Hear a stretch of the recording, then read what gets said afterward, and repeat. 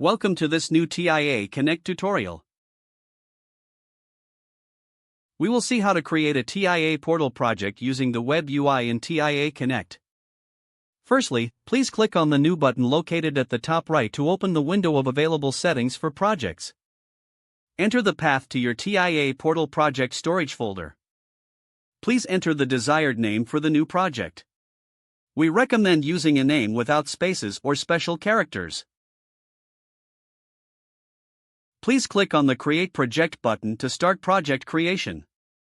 The project creation request has been launched, and the order has been sent to the TIA portal. Please wait while the project is being created. This step may take a little time. The project has been successfully created and opened in the TIA portal.